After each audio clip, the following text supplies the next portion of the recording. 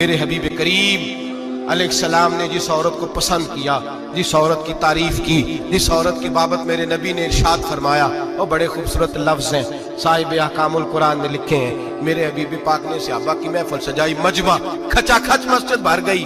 حضور نے فرمایا بول کے بتاؤ خیر النساء کون سی ہے، عورتوں میں سب سے اچھی بی بی کون سی ہے، بول کر کے بتاؤ۔ حضرت صدیق اکبر سے لے کر مولا علی تک، حضرت علی سے لے کر جناب بلال تک، حضرت سلمان فارسی سے لے کر عبداللہ مزنی تک بھرا پڑا ہے مجمع۔ حضور نے فرمایا بولو سب سے اچھی عورت کون ہوتی ہے؟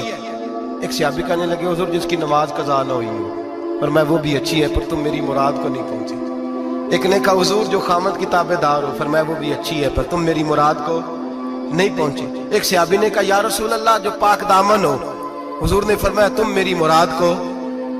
حضرت علی فرماتے ہیں جب سب کے جواب غلط ہو گئے تو میں قد میرا چھوٹا تھا، میں پیچھے بیٹھا تھا، میں گردن جھکا کے پیچھے سے نکل گیا۔ سیدہ طیبہ طاہرہ حضرت فاطمہ الزہرا رضی اللہ تعالی فرماتے ہیں بی بی صاحب کے پاس پہنچا، میں نے کہا فاطمہ حضور نے سوال کیا ہے۔ تو حضرت فاطمہ بھی گویا مسکرا کے کہنے لگی علم کے شہر کے دروازے تو آپ ہی ہیں، تو آپ یہاں آ گئے۔ کہا حضور نے سوال کیا ہے اور مجھ سے لے کر ابو بکر عمر عثمان غنی تمام کو کسی کو جواب نہیں آیا۔ حضور نے پوچھا بہترین عورت کون ہوتی ہے، بہترین خیر النساء بہترین بی بی کون ہوتی ہے؟ حضرت سیدہ فاطمہ کہنے لگی علی بڑی سادی سی بات تھی، سمجھ نہیں آئی؟ کہ فاطمہ بتلا دو اتنی سادی ہے تو۔ حضرت فاطمہ کہنے لگی سب سے بہترین عورت وہ ہوتی ہے نہ کبھی غیر محرم نے وہ بی بی دیکھی ہو۔ اگلے جملے بھی یاد رکھنے، اور فرمایا نہ اس بی بی نے کبھی کوئی غیر محرم دیکھا ہو۔ صرف مرد پہ پابندی نہیں کہ وہ عورت نہ دیکھے، فرمایا عورت پہ بھی پابندی ہے کہ وہ بھی غیر محرم کا چہرہ نہ دیکھے۔ فرمایا بی بی نے بھی غیر محرم نہ دیکھا ہو، وہ خیر النساء ہے، وہ سب سے اعلیٰ۔ حضرت علی کہتے میں جھٹ سے آیا، پیچھے بیٹھا، بات ابھی جاری تھی، میں نے ہاتھ کھڑا کر دیا، میں نے کہا حضور میں بتاؤں؟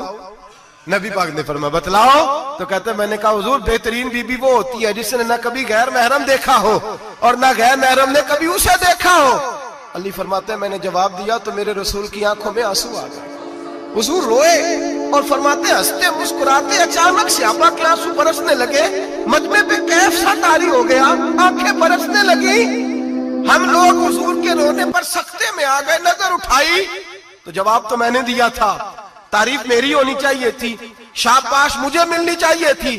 میرے حبیب نے رو کے آنسو پوچھ کے فرمایا میں تمہیں کہتا نہیں الفاطمہ تو بدعۃ منی، فاطمہ واقعی میرے جگر کا ٹکڑا ہے، فاطمہ میرے وجود کا حصہ ہے، میں تمہیں کہتا نہیں رہتا۔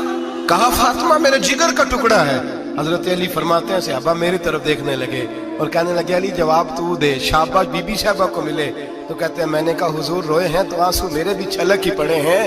فرمانے لگے لفظ میرے ہیں پر سوچ اس بیٹی کے ہے جس کی تربیت محمد عربی نے فرمائی ہے۔ فرمایا جملے میرے ہیں میں بیان کر رہا ہوں لیکن پیچھے سوچ اس نور والی بیٹی کی ہے جس کو اپنے گھر کے اندر رہ کے آنگن میں رکھ کے رسول پاک نے پرورش فرمائی۔ حضرت فاطمہ فرماتی ہیں حضرت علی میرے پاس دوڑے آئے اور کہنے لگے فاطمہ چل مسجد، پتہ نہیں حضور کو کیا ہو گیا۔ حضور رو رو کے بحال ہو گئے اور حضور حجرے میں رو رہے ہیں اور ہچکیوں کی آواز مسجد میں آ رہی ہے۔ چل ذرا چل کے حضور کی بات دیکھ کیا ہوا ہے، ہماری کو طاقت نہیں اندر جانے کی۔ سیدہ طیبہ طاہرہ حضرت فاطمہ جھٹ سے پردہ اوڑا، حاضر خدمت ہوئی، اندر گئیں، کہتے ہیں حضور کے کندھے پہ ہاتھ رکھا تو محبوب بیٹی کے ہاتھ کی ٹھنڈک محسوس کی، سر سجدے سے اٹھایا، فرمایا فاطمہ آ گئی ہو؟ حضور آئی، فرمایا چل بیٹی تو بھی ہاتھ اٹھا اور میری امت کی بیٹیوں کے لیے دعا مانگ، چل تو بھی ہاتھ اٹھا میری امت کی بہنوں ماؤں کے لیے دعا مانگ۔ محبوبہ کیا ہوا؟ میرے حبیب نے فرمایا رات مجھے دکھایا گیا ہے دوزخ میں کچھ بیبیاں ہیں، ان کے بال فرشتوں نے باندھے ہوئے ہیں اور انہیں گرز مار رہے ہیں، وہ چیختی چلاتی ہیں اور مدد کے لیے پکارتی ہیں، بڑی تکلیف میں ہیں۔ تو بی بی صاحب عرض کرتے ہیں یا رسول اللہ ان کی غلطی کیا ہے؟